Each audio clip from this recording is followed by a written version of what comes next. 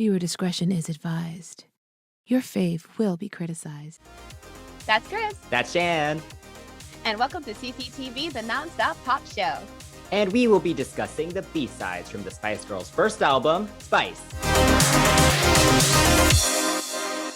If this is your first time joining us here at CCTV, Chris and I have a huge range of experience in the music industry, from performing on stage and recording in the studio to working with artist management and record labels. So we analyze artists and their discography from both the creative and business angles. So if you've made it this far, please subscribe to our channel, give us a like, or for our listeners, a rating and review on your preferred podcast platform would be very much appreciated.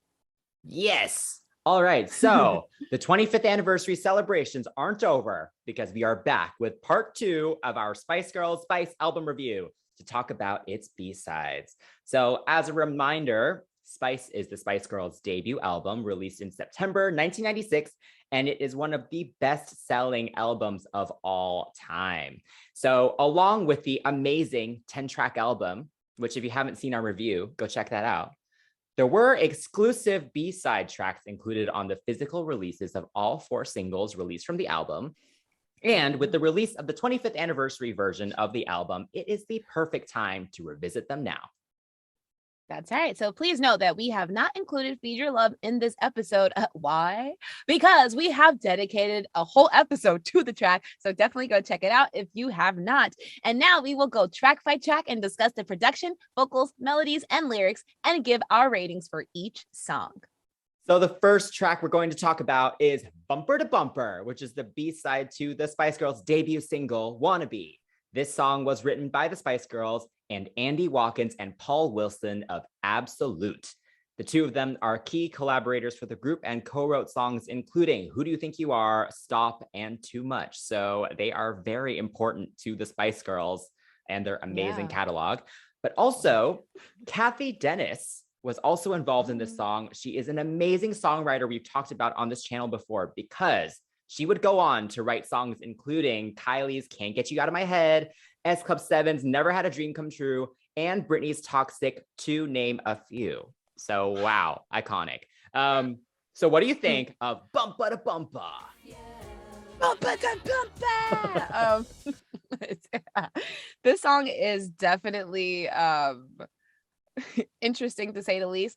It's one of those songs where it's like I like it on a casual kind of, as a casual fan, I can listen to it and kind of like, okay, cool. Like a diehard fan, I can see us being like, oh my God, this is great. But I can see how it did not make the album as well. It definitely has that more obvious 90s R&B sound. It's very smexy. And using an analogy about cars to talk about, intercourse is not a brand new thing, but their approach is one of my favorites right now. And I feel like it could have been on TLC's debut album, on the TLC tip. So honestly, I'm just saying, I feel like people are going to notice I'm making that comparison a lot. But yeah, I like that there's a lot of sensual confidence oozing off of the track. Like I said, it's just listening to it kind of like, oh yeah, I can kind of get jiggy with this. But it's not like super duper strong where it's like, wow, how come this didn't make it? It's more energetic than Feed Your Love, that's for sure. Like Feed Your Love is definitely like the older, more mature version. This one's more like playful and flirty, so I definitely like that aspect of it. I think vocally, I thought it was interesting because it's very like, not coquettish. What's the word? It's very very sensual, but I think what makes it kind of sweet is Emma taking the top harmonies, and it gave it a playfulness that I don't think would have been like there otherwise. And I like the line, like, don't tell us that we're dirty, we're just being flirty. I'm like, oh yes. But yeah, it's interesting to me that like this type of song didn't make the album, but I can understand why it didn't. Yeah. What about you? Yeah. This song has grown on me a lot as I've gotten older. I do still view it just as a sister to Last Time Lover. So I feel like when they were doing the album, it's kind of one or the other, really. And I do think Last Time Lover is better. So I agree with that choice. But I do like the song a lot. I agree. It is very TLC. But I don't think that's a bad thing. I like the production. It's funky. I like the electric guitar riff. And I like all the little laughs and breaths and other just kind of vocalizations that they do in the background. It just adds to the depth of the whole thing. Vocally, I agree. We get a nice showcase of Mel B's lower tone with the verses, and it's just like a great combination of rasp and like sass and sexiness, and Yeah. then while she's still doing her, yelling and growling. Also, there's one layer in the bridges where she's also uses the growl. So if you listen to it, there's one layer where she's also Oh. growling, and I think that's funny. Oh, that's Um, nice. yeah, I also think the use of Mel C's voice in this was also really interesting. She Mhm. sounds very kind of sweet and sentimental. So kind of that Yeah. just with Jerry and Mel B being very kind of flirty and kind of Yeah. suggestive with their tones.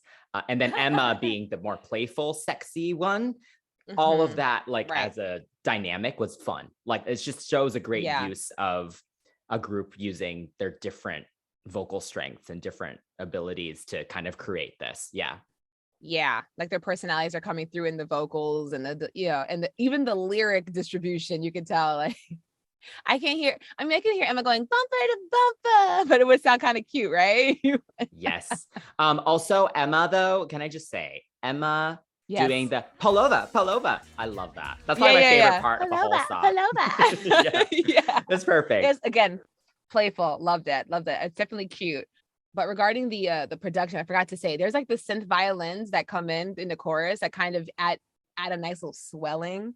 And that Mhm. pun mildly, no pun intended with the swelling part. But yeah. And I like the guitar strums throughout the verses and then like during the transition. Like I said, with Emma's little playfulness is really nice.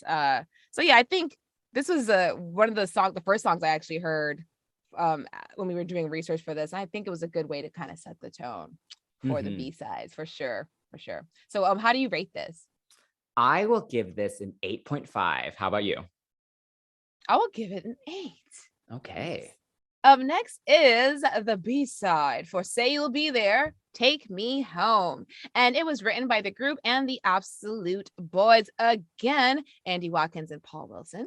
And this track was inspired by a shared moment of homesickness for the girls. They were all far away from their families and wrote the track about being away from home, where you feel the most comfortable and where you belong. And I have to say, honestly, from inspiration to performance, the lyrics kind of felt like they changed in meaning. You feel me? Like I just feel like it wasn't very much like I want to go home. I could be wrong. Spice fans, what do y'all think? I'm very curious to know what the fans think because this song for me, I think based on the production and the lyrics, it's just something was a little like I had a little bit of a dissonance going on. Like I know what it's about, but I'm not getting that, right? So I couldn't really fully believe it.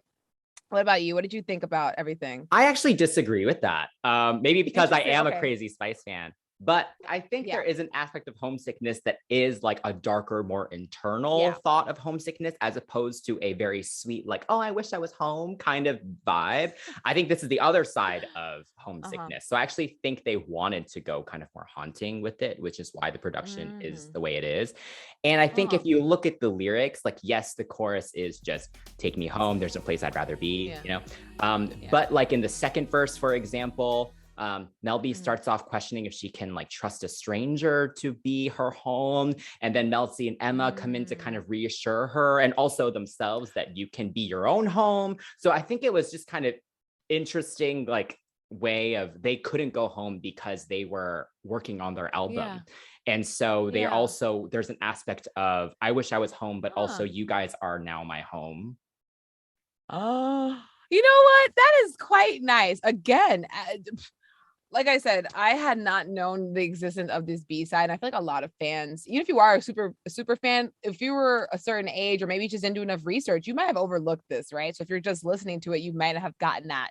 That may have not been the takeaway, right? But yeah, back to what you were saying about the lyrics. I just think like I think sonically, because it does sound dark, the strings are intense, right? It comes in, it looms in, it kind of is looming like a figure. The synth strings are really bold and come in like thunderclouds. So I can understand that. And the saxophone is very like if you can just picture it, you are in an alley, not you, but the saxophone player's in the alley, and there's a street light shining on him. very, very like lonely, right? And it's, I don't know. I was just getting very like sensual, like she's walking the streets and like noticing how life is just, honestly, again, the production gives me more like, okay, so I feel like the song was supposed to express, I don't know, some type of commentary on society. Like the instrumental sounds so pensive, and I just again, and the lyrics kind of sound like they're making love. I don't know. Like I said, it's very interesting to me in that sense because Jerry's lines are really abstract, right? It's like, take it or leave it kind of vibe. There's no place I call high, no mainstream, there's no happy medium, no in between. So for me, I was thinking like she's saying, hey, like either we go there or we don't go there. There being home with you, there being like, intimate with you. You know what I'm saying? So when I first heard it, without knowing the background, that was my first instinct. And I think like if the song was supposed to express that homesickness, the little broody instrumental and like mysterious delivery didn't really translate that well. Even with the first verse, like you're driving home and the silver screen is giving me impressions of something. Like the first verse is very much like the movie is going this way. Should I go that way? So I'm thinking like, oh, is she with someone? Are they with someone? And expressing like, should we cross that line? I don't know. Interesting. Yeah, I don't think it has anything to do with romantic like thoughts. This one. Listen, I don't disagree at all. I'm just saying, like, first listen, it's just like, oh, again, Spice fans, if I'm wrong, definitely let me know. It's totally fine. But that's just me instantly listening to it and just getting that kind of message. That's interesting though. So thank you. I wonder if that's just because we almost assume every song is about love at this point. Oh, interesting. I mean, also, I'm also kind of a romantic person. And after listening to the lyrics, I feel like I had a different understanding. And again, that's that perception, right? You listen to a lyric, whatever message you decide to take from it. Sometimes the artist may not feel like that's not what I meant. You'd be like, but I was feeling very much like understood, but you didn't understand me. So so again, like I said, yeah. And then the chorus, like you said, it is a little like, it's just the same kind of take me home, take me home, take me home. It's meh, but I guess for some people it's supposed to be like kind of like a vibe, It's not a strong chorus, but it's not terrible. And again, it goes back in with that sensuality. Like the way they were singing, it doesn't give me sadness. Interesting, because yeah, I definitely don't get that like at all. Like I think it was more like you're sitting in a dark corner of your room by yourself, like lost.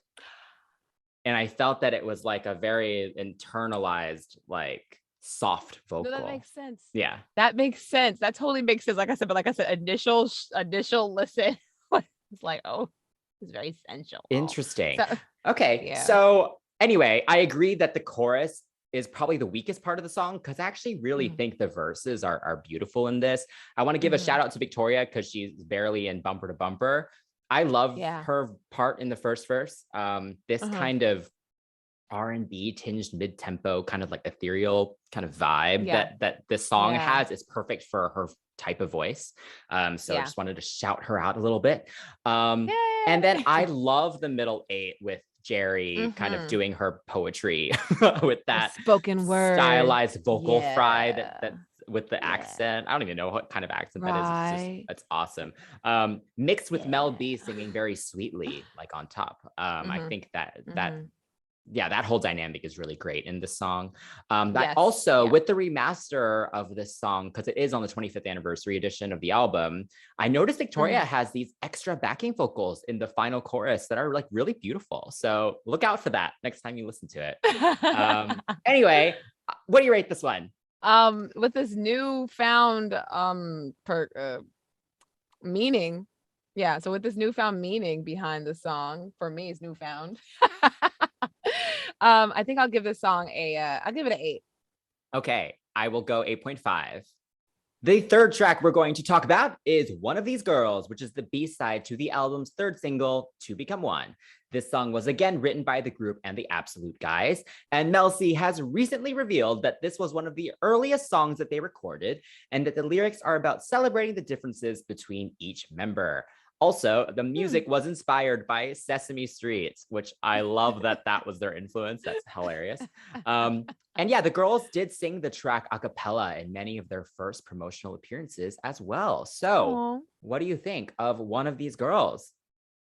Oh yeah. So the instrumental of the song is very jovial and more innocent than the song itself seems to be. And again, here I am with my little like sexpiracies at this point. So there is some speculation. I was going around, we were doing some research for this thing, and some people think that this song is about self-stimulation. And I'm like, I don't know about all that. Right, right. Right. Again, a lot of the stuff that I'm saying is not just unfounded. Okay. Some of this is like from comments I've been reading around. I'm like, these are Spice fans. They're like, oh yeah, is this song is the first verse about Emma and then the second verse about, and I look, I'm like, no, I didn't comment anything back, but it's just interesting because there is a roll call nature that introduces each girl with a statement and then a contradiction in nature, of their nature, excuse me. And then like based on the lyrics, I get the sense that the song feels more flavor of the month than anything like, oh yeah, we're being sensual. And I don't know why people are thinking that, but I mean, I liked it. It was cute. And it's a nice introduction track. Not the strongest to say, hey, here I am and here I am, considering, Wannabe, where it has that rap where it introduces all the members very effectively. You know what I'm Mhm. saying? So I mean, I just like the idea, like you think you can have one, but which one? They all have something a little, spicy. So I like that. But yes, vocally, I think it's nice to listen to them singing in harmony like this, especially with the acapella that you showed us.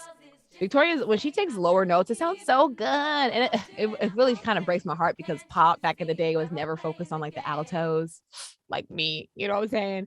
But like every time she sings really low, it sounds good. So I really appreciate that she was taking that bottom note in the chorus, and I like the tambourine that's going off in this instrumental. This song kind of reminds me of something like that's like 60s inspired, like the groove is in the heart on Sesame Street. Like, that gives me that whole vibe. I'm getting the cheese, but I'm also getting the kind of funk that they're known Yes. for. So it's nice to hear this. And there's like this interesting synth thing. Not my favorite sound, but it does kind of go throughout the chorus. Not my favorite sound, but it's there.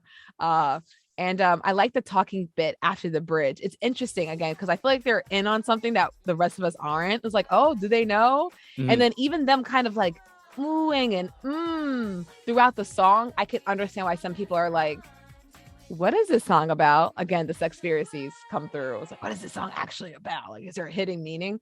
I don't think there is one, I but mean, there could be. I don't know. We all know ugh, Wannabe is actually about sex, right? So, right. Wow. so I don't know. Again, maybe it's just because I've been a fan of them since I was a child. So, like, I didn't Yeah. read too deeply.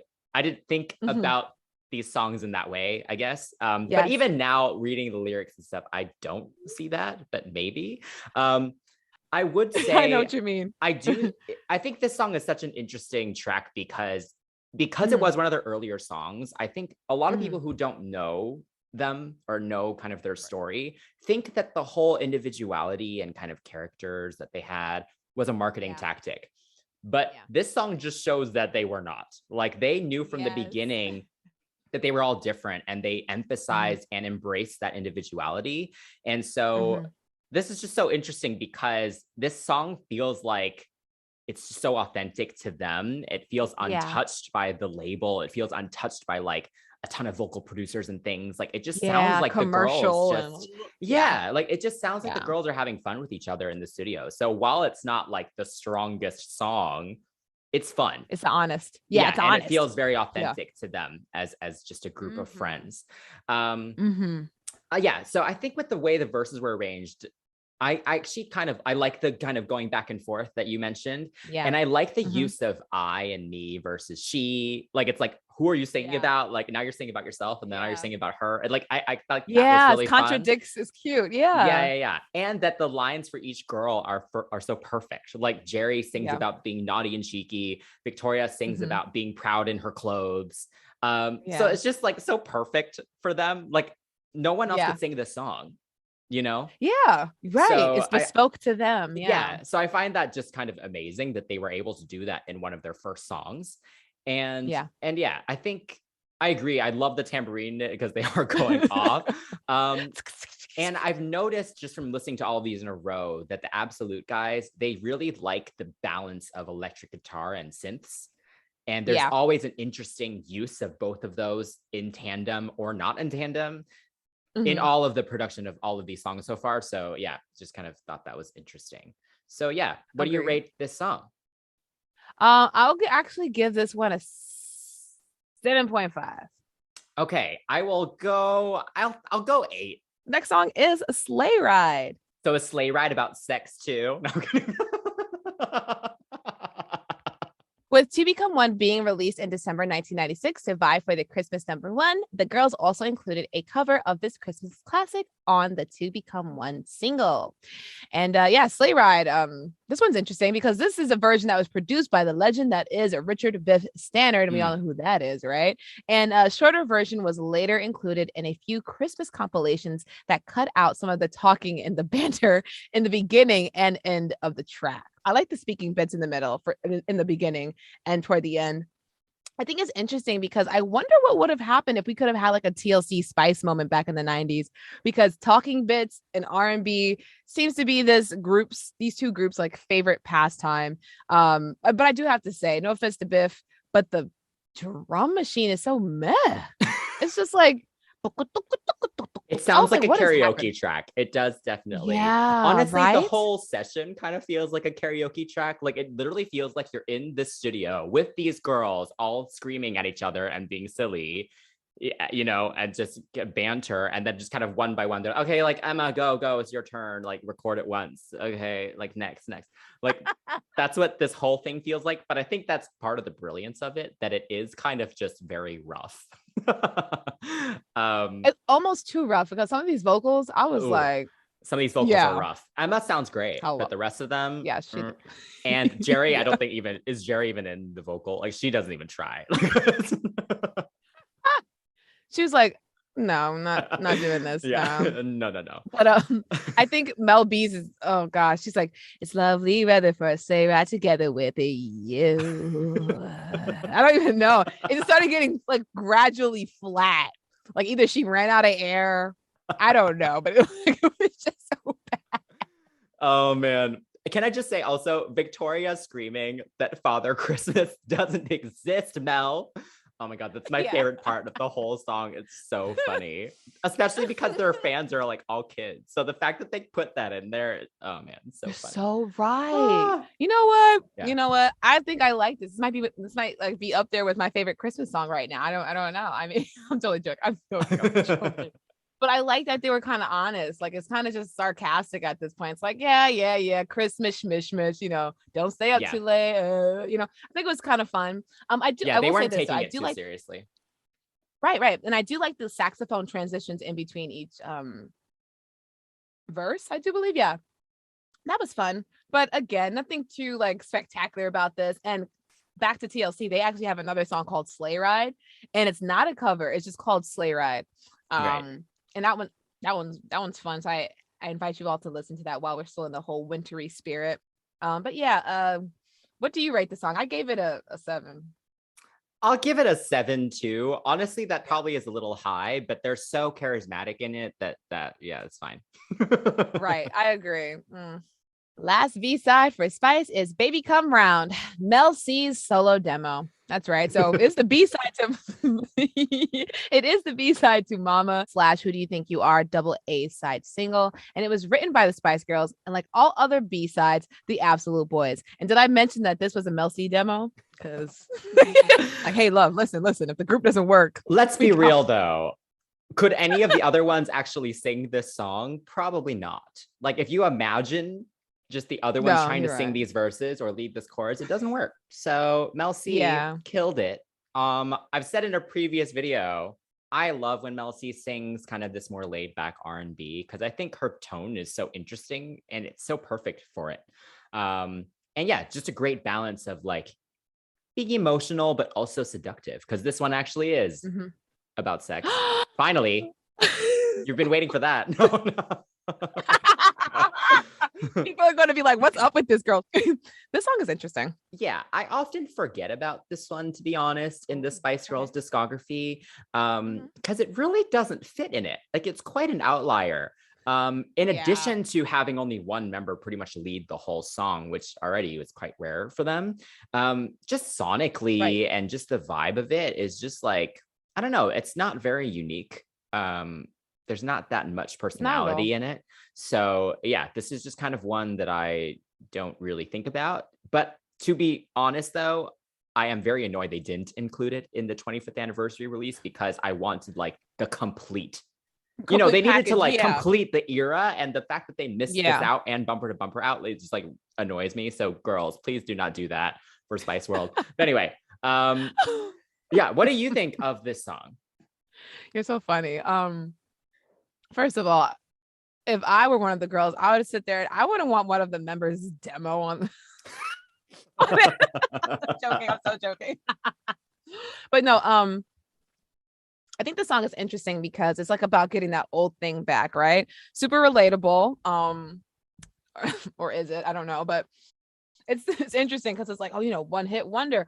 And you know what the funny thing is, when I first heard this song and I heard that line, I thought, oh wow, this might be like a song about them. Not about sex, actually. Literally, I was like, oh wow, you know, they don't want to be known as just one hit wonders. But then I heard the rest of the song, I was like, oh, it's about sex. Yes, I knew it. Okay, good. You know, as the song progressed, I realized with those first couple of lines, I was like, yeah, they're not one hit wonders. Look at them calling the haters out. No, it's not about haters. It's about a lover. In fact, you know, baby, come around to my way of loving. And I'm like, oh, interesting. So if whatever happened in this relationship, if it didn't work out before, it can be worked out, you know, because each party has matured and you know, Interesting. I was thinking more like one night stand versus, you know, like one hit wonder, one night stand, but like she doesn't want it to be that. Yeah, I don't think it's like even relationship. I think it's just like I don't want this to be a one-time thing. But yeah, no, Mel's solo singing into the harmonies of the first verse is nice. I love Victoria on the lows of these harmonies, and of course you have Emma on the high, and it's so satisfying to hear because they do have a really nice blend. Like you said, they have different personalities, and a lot of people think it's a gimmick, but when you have girls who are that different and still can understand that, hey, we need to be a unit and make it sound really good. Like I get with mixing and all the other stuff, but even without the mixing, when they perform a cappella, perform live, you could see that the vocal chemistry was there, and they really did choose who would take which parts very carefully, and I appreciate it. Like you said, who else could have sang this song, right? I think the harmonies and the choice of who sang them made it more enticing. And I love that when the chorus comes in, there's this really fun groove that eases the tension set up by the first verse. So I think it's really interesting. And the chords kind of just play throughout the rest of the song.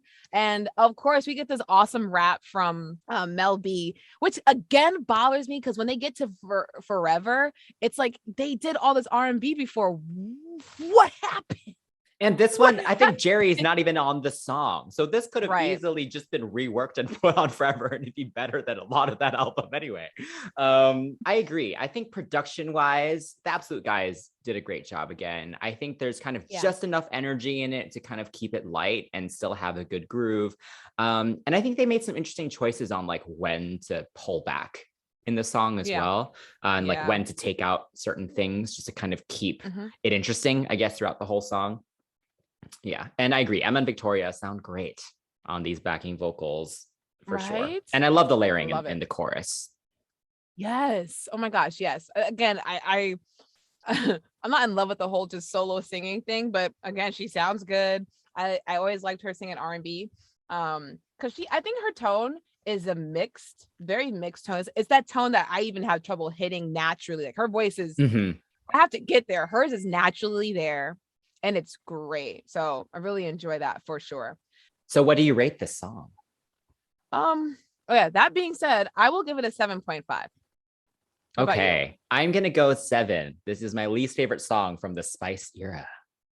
All right, so we're at our cut or keep section. So it is no secret that out of these, if I had to cut one, I would cut Baby Come Round. How about you? What would you cut? He's like, we're not doing this. No solo demos out here. Okay, I would probably cut one of these girls. So I would cut it because Wannabe did a great job of doing the whole roll call, and it did a great job of introducing their personalities. I feel like it's definitely stronger, and that's definitely why it made it. It's not bad, but it's okay. It's okay. Yeah. Which one would you keep? Okay, if I had to keep only one of these songs, I would actually keep Take Me Home, I think. I think it adds the most kind of depth to the whole project as a whole, the whole era. Because I think kind of like Naked, it kind of shows like a little more like pensive writing, not just a little like, more hey, serious. we're girly. Exactly. Yeah, for sure. Yeah. How about you? Sure. I would keep Bumpa to Bumpa because it's fun, and I think for one of their little, sexier jams, it's still fun, but it's definitely obvious what it is. So I like that. Yeah. So with all that being said, what's next for them? What are your overall thoughts? What do you think? Overall thoughts, I mean, this is a strong set of B-sides. Like, honestly, if they gave these songs to any other girl group, they could probably turn it into a hit. Right? Like that's how strong like their catalog is. So for what's next, obviously it's the Spice World 25th anniversary next year. Yay! I have very high expectations, which I know are unrealistic as a crazy fan, but in case someone from their team is listening to this, Spice World the movie needs a re-release, and it should go on streaming, please. Yeah. The Spice World tour. We know you recorded the Birmingham show audio. It is time to release it. Or the full Istanbul show, because only some of the songs are on YouTube. So like something needs to happen with that. Yeah. And then for the deluxe version of the album, first off, please make it fully complete. Every B-side that has been released, please should go on it. I don't believe there's actually much from the vault during that era because they were filming the movie at the same time. So basically anything that they like recorded ended up being released. So right. I hope I'm happily surprised, but my expectation on like new things that no one has ever heard, I think my expectations are quite low for that. But as I mentioned with the Spice album review, it is time to give Step to Me its moment. It is time. This song is not on streaming. He just pulled this time. He just pulled this album up. You know, it's not on streaming either. To Become One in Spanish. Yes, that should have been included on the deluxe version instead of the orchestral version that we already had. Yes. Whoops. Wow, y'all saw that. Okay, for our listeners, he just pulled out this just jewel case of Step to Me. This is amazing. The exclusive Pepsi single, everyone. Wow. Yes. Again, honestly, I'm here to support you. I'm here to help make your dreams come true at this point. This is great. I'm enjoying this. I'm learning at this point. This is y'all. Listen, I got nothing else to add for what's next. And he done said all of it. Well, lastly, they need to go on tour again, but I know the world is a mess. So I get that can't happen yet. Yeah. I mean, I was thinking tour too, but I was like, you know what? Go off, Chris. Go off. Again, I support everything you said. I'm here to make your dreams come true. I agree. Just a tour. But yeah, I think the B-sides, I can see why they're not on the album because the songs that did make it, honey. Woo. That's a solid album. But honestly, I think if I were to swap out a certain song, Mama's okay. I would put Take Me Home on there. Just to kind of okay. Yeah, honestly, if you want to talk about pensive track and like, we have depth, I think that would be the one for me. But I agree with you with everything you said. I think it's just more interesting because the more that is released, the longer their legacy can last, the more as opposed to just we have Wannabe. Like, let new generations know who they are beyond this one song, because honestly, a lot of the music and stuff that we listen to now is highly influenced by them. K-pop, regular pop, like the whole girl power thing, that's them. We had something like that here in America, but like something that made a huge splash like that, can't think of it. But with all that being said, what do you all think about the B-sides from the Spice album? Did we miss something? I don't think we missed anything with this era, right? I don't think so either, except the Spanish version of To Become One. But yeah, totally. Let us know your thoughts in the comments below. Don't forget to like and subscribe for even more reviews from us. And for our listeners, give us a 5-star rating and review on your preferred podcast platform. Until next time, that's Chris. That's Chan. And we are CCTV. Bye.